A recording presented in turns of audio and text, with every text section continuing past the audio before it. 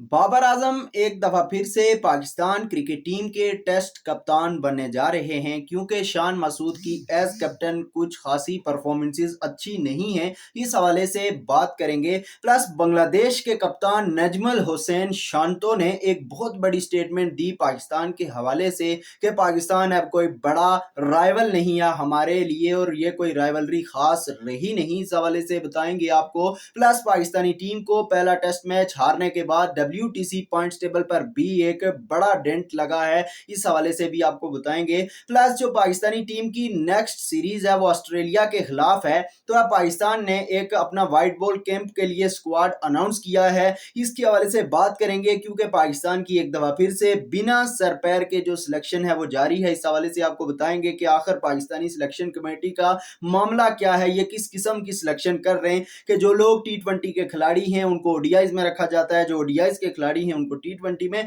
तो कुछ इस तरीके की चीजें एक दफा फिर से एज यूजुअल हो रही हैं, इस हवाले से बात करेंगे।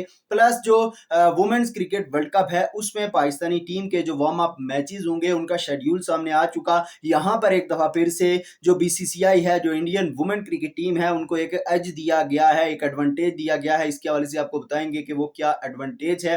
तो सबसे पहले अगर पहली चीज की जानिब चलें वो ये है कि आज की सबसे बड़ी खबर ये है कि बाबर आजम को पाकिस्तान का एक दफा फिर से टेस्ट कप्तान बनाए जाने के हवाले से अपडेट्स हैं। सोर्सेज के मुताबिक शान मसूद को सैक किया जाएगा बांग्लादेश के खिलाफ सीरीज के बाद, क्योंकि बांग्लादेश के खिलाफ आज तक पाकिस्तान अपनी हिस्ट्री में टोटल 3 टेस्ट मैचेस हारा है। तमाम टेस्ट मैचेस शान मसूद की कप्तानी में आए हैं और शान मसूद की कप्तानी के जो रिकॉर्ड्स हैं उनकी हमने कल भी बात की थी कि 15 टेस्ट मैचेस में शान मसूद ने पाकिस्तानी टीम को लीड किया है और उन 15 टेस्ट मैचेस में से टोटल 4 मैचेस पाकिस्तान जीतने में कामयाब रहा। 11 टेस्ट मैचेस में पाकिस्तान को शिकस्त का सामना करना पड़ा और 4 टेस्ट मैचेस जो पाकिस्तान ने जीते वो भी अपने होम पर रैक टर्नर्स पर जीते हैं। अदरवाइज पाकिस्तानी टीम बिल्कुल बम्बूजल्ड हुई है शान मसूद की कप्तानी में। तो अब बाबर आजम के हवाले से अपडेट्स ये हैं। बाबर आजम ने भी 20 टेस्ट मैचेस में पाकिस्तानी टीम की कप्तानी की, जहां पर 4 टेस्ट मैचेस ड्रॉ रहे और काफी उनका जो रिकॉर्ड है वो शान मसूद से बेहतर है। 6 टेस्ट मैचेस में बाबर आजम को शिकस्त का सामना करना पड़ा।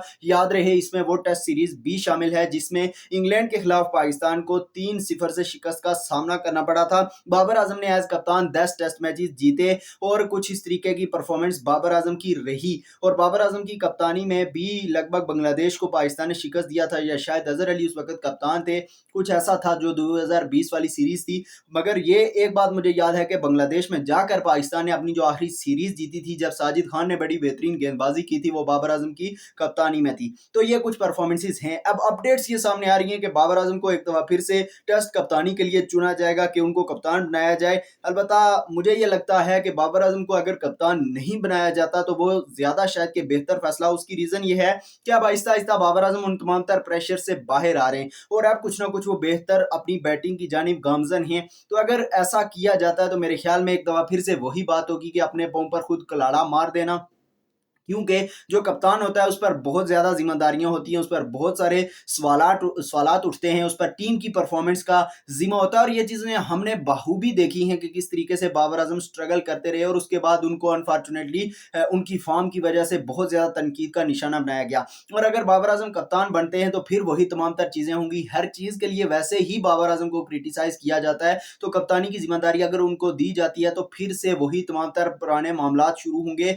और उससे पाकिस्तानी टीम की परफॉर्मेंसेस भी इफेक्ट होंगी। देखिए शान मसूद को जब कप्तान बनाया गया था, मैंने कई बार बोला है कि उस वक्त उनकी इवेंट टीम में प्लेइंग 11 में जगह नहीं बन पा रही थी और उनको कप्तान बना दिया गया। आपके पास रिजवान एक अच्छी ऑप्शन थे और वो भी अब स्ट्रगल करते हुए नजर आ रहे हैं। चाहे एज कैप्टन की बात हो, कुछ इस टेस्ट मैच की पहली इनिंग्स में उन्होंने रन स्कोर किए हैं मगर फिर भी वो स्ट्रगल कर रहे हैं। और मेन जो आपके पास खिलाड़ी नजर आ रहे हैं वो बाबर आजमी नजर आ रहे हैं। शाहीन शाह अफरीदी की कुछ खातिर खा परफॉर्मेंसेज तो है नहीं तीनों ही फॉर्मेट्स में, अलबत्ता उनको ओडीआई का कप्तान बना दिया गया है। तो मेरे पास जो मुझे ऑप्शन नजर आ रही है वो फिर सलमान अली आगा ही हैं और उन पर भी एक एडिशनल प्रेशर है। जिस तरीके से T20 में उनको कप्तान बनाया गया और T20 में उनकी अपनी जगह नहीं बन रही थी, तो कुछ इस तरीके के फैसले यहाँ पर किए जा रहे हैं। अब सवाल ये है कि आखिर कप्तान अगर शान मसूद को हटाया जाता है तो बनाया किसको जाएगा।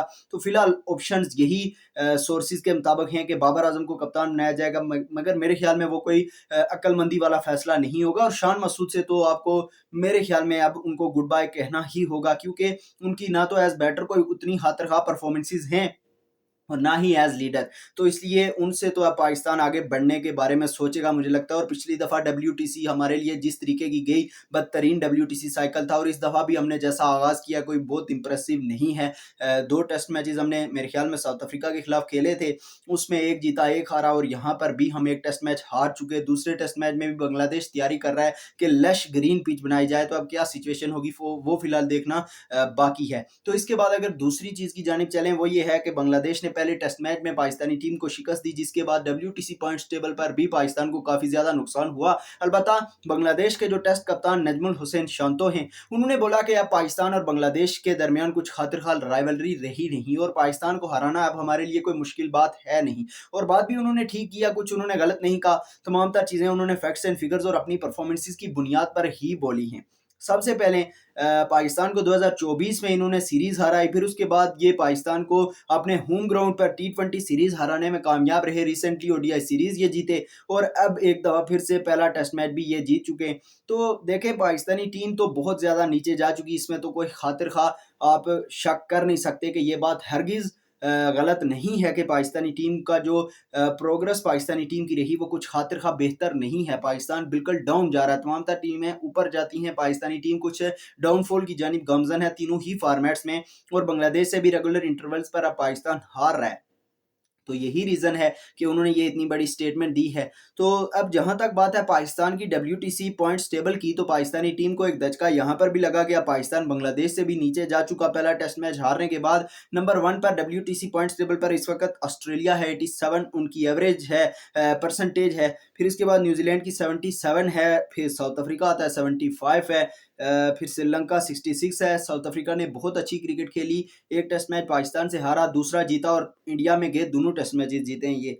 तो फिर इंडिया के खिलाफ इन्होंने टेस्ट मैचेस जीते थे। इंडिया ने लगभग सबसे ज़्यादा टेस्ट मैचेस अभी तक खेले हैं, 7 या 8, जिसमें से इनकी जो परसेंटेज है वो 48 है, बांग्लादेश की 44 है। उसके बाद पाकिस्तान आता है 33 के साथ। इस टेस्ट मैच से पहले पाकिस्तान की एवरेज फिर भी बेहतर थी, लगभग 50% थी। एक पाकिस्तान हारा था, एक जीता था साउथ अफ्रीका के खिलाफ।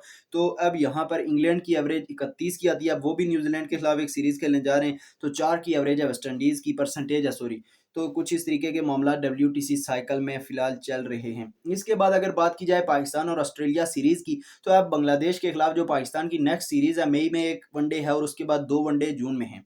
तो इस सीरीज़ के लिए पाकिस्तान ने अपना 28 प्लेयर्स पर मुश्तमिल एक व्हाइट बॉल कैंप अनाउंस किया, जिसमें जो स्क्वाड शामिल है उसमें सबसे बड़ी हैरानगी ये है कि साइम अयूब, जिन्होंने पिछले 10 वनडे इंटरनेशनल्स में 3 सेंचुरी स्कोर कर रखी हैं, उनको जो है यहाँ पर नहीं बुलाया गया 28 प्लेयर्स में। और इस बंदे को आपने T20 में रेगुलर खिलाया, जबकि ये लगातार फ्लॉप हो रहे थे। तो अब हमारा सवाल ये है कि भाई साहब, T20 की परफॉर्मेंसेस पर आप ODI से किसी को क्यों ड्रॉप करते हैं? किसी को T20 की परफॉर्मेंसेस पर ODI और टेस्ट में क्यों लाते हैं? ये दुनिया भर में कहीं भी ये क्राइटेरिया नहीं होता जो यहाँ पर होता है, और यही चीज़ है, यही सवाल है। अलबत्ता जहाँ तक बात है इन 28 खिलाड़ियों की, इनमें सबसे पहले आमिर जमाल हैं, फिर उसके बाद अब्दुल समद हैं, अब्दुल सुबहान हैं, अबरार अहमद हैं, अहमद दानियाल हैं, आकिफ जावेद, अली रज़ा। तो अच्छे नाम हैं सब। फिर उसके बाद अराफात मिन्हास हैं, एक और इम्प्रेसिव खिलाड़ी, फैसल अकरम है, फ़खर जमान है, हैदर अली हैं, हमजा नज़र हैं, फिर इसके बाद हारिस रऊफ़ हैं, हुनैन शाह। हमजा ज़हूर जिन्होंने अंडर 19 एशिया कप खेला था, बड़ा अच्छा परफॉर्म कर रहे थे, तो मुझे लगा वो हैं। अलबत्ता ख्वाजा मोहम्मद नाफे को भी यहाँ पर बुलाया गया है। PSL में फेलियर के बाद T20 क्रिकेट में जितने मैचेस उन्होंने फिलहाल अभी तक खेले, कुछ खातिर खा नहीं कर पाए हैं। तो मास सदाकत भी हैं, मेहरान मुमताज़ हैं, मोहम्मद फ़ाइक हैं, मोहम्मद हसनैन हैं, मोहम्मद सलमान मिर्ज़ा, नसीम साद बेग, उसके बाद साद मसूद, साहिबजादा फरहान, शादाब खान, शामिल हुसैन, सुफियान मुकीम और उस्मान खान।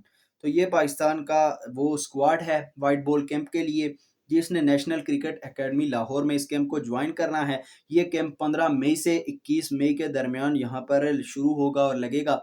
तो ये कुछ अपडेट्स हैं इस जो है स्क्वाड के हवाले से।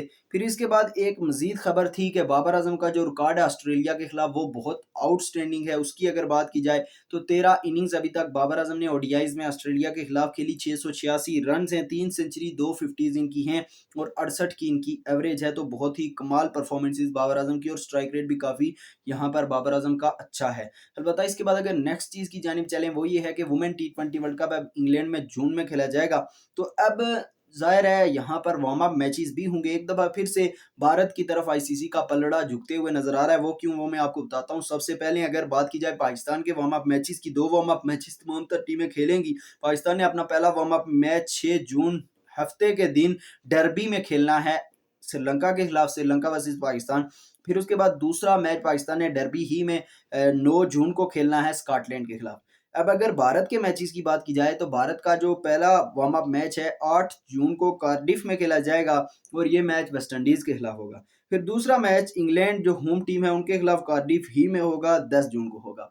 एक तो भारत को बड़े जो वेन्यूज हैं उनमें मैचेस खेलने का मौका मिलेगा, वो तो चलें कोई इतना it's not a big deal, ये कोई इतना इशू नहीं है। मगर जो इशू है वो ये है कि बाकी टीमों को लगभग छोटी टीमों के खिलाफ मैचेस खेलने को मिल रहे हैं। श्रीलंका जो है वो छोटी टीमों के खिलाफ खेलेगा, पाकिस्तान जो है वो छोटी टीमों के खिलाफ खेलेगा, जबकि भारत को दोनों तगड़ी टीमें मैच अपने खेलने को मिलेंगे ताकि उनकी बेहतर तैयारी हो सके। तो ये आप देख सकते हैं बाहुबी के हर जगह छोटा-छोटा है जो, और आप कहेंगे इससे क्या फ़र्क पड़ता है? इससे भाई साहब फ़र्क पड़ता है। जब आप वार्म अप मैचेस में अच्छा खेलते हैं तो आपको अच्छा कॉन्फिडेंस मिलता है, और अगर वार्म अप मैचेस आप हार भी जाते हैं तो कोई ऐसा इशू नहीं होता। वहाँ पर आपका ये होता है कि आप अच्छी टीम के खिलाफ खेलेंगे तो आप अच्छी तैयारी करेंगे। तो इसीलिए कहा जाता है कि बड़ी टीमों के खिलाफ जो टीमें अक्सर खेलती हैं वो ज़्यादा बेहतर प्रोग्रेस करती हैं। ठीक है? तो ये मैं बात कहना चाह रहा हूँ कि भारत को हर जगह पर इस किस्म का जो है ना एक एज दिया जाता है। अलबत्ता इंग्लैंड को भी एक एज ज़रूर है, और इंग्लैंड का वो एज मैं आपको बताऊँ तो वो ये है कि इंग्लैंड एक मैच भारत के खिलाफ खेलेगा, एक ऑस्ट्रेलिया, दोनों तगड़ी टीमें। तो कुछ इस तरीके से इनकी शेड्यूलिंग है। अलबत्ता चलें ये चीज़ें होती रहती हैं और मैनेज की जाएँगी, और इससे हम अब यूज़्ड टू हैं कि ऐसा होता है और भारत वगैरह को एजेस दिए जाते हैं इन चीज़ों में। फ़िलहाल आपसे लेंगे इजाज़त। अल्लाह हाफ़िज़।